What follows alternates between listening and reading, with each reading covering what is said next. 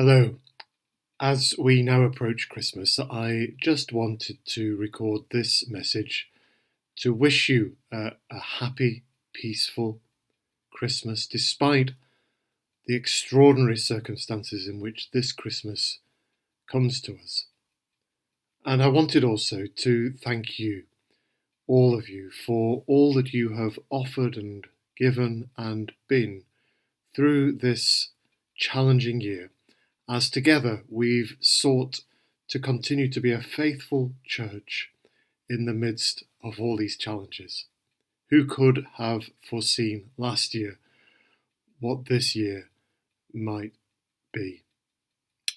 And yet, thank you for all the ways in which we have offered worship, good worship in spirit and in truth, finding new ways to do that online, enabling people to continue to participate through written resources. Thank you. Thank you for all the ways in which you've been a faithful church in caring for each other, in watching out for each other. Thank you for all the ways in which we've found opportunities to grow in our faith, the ways in which we've been able to offer to one another Bible study, nourishment, food for our journey. Thank you for all the ways in which you've shown your commitment to Christ in serving neighbour, for all the ways in which our churches have been working with others in serving those in need of food, need of mental health support, need of a listening ear, need of help in all sorts of different ways. And you, the church, have been there, and thank you. And thank you too for all the ways in which we've continued to seek to share the good news of Christ in all these ways and more. Thank you for all that you have been and done through this year. Thank you for the ways in which we've shown love and kindness to each other through the anxious times.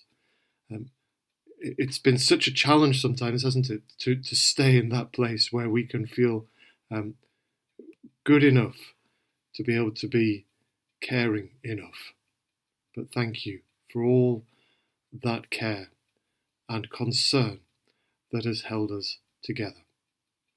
We look to the new year, and I guess we look with continuing anxiety about how all of that will play out, how the restrictions will continue to affect our lives, our life as a church.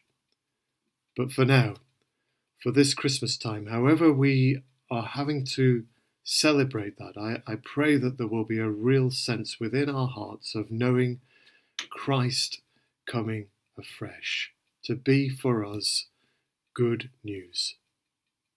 We remember those words that Eugene Peterson uses as his paraphrase of John chapter 1 and verse 14. The Word became flesh and blood and moved into the neighbourhood. Thank you for all the ways through this year in which you've been God's flesh and blood in your neighbourhoods.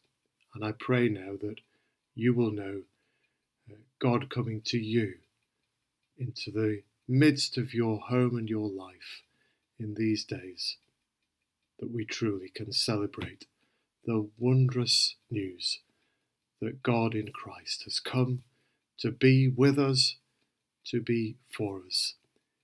Emmanuel. God bless.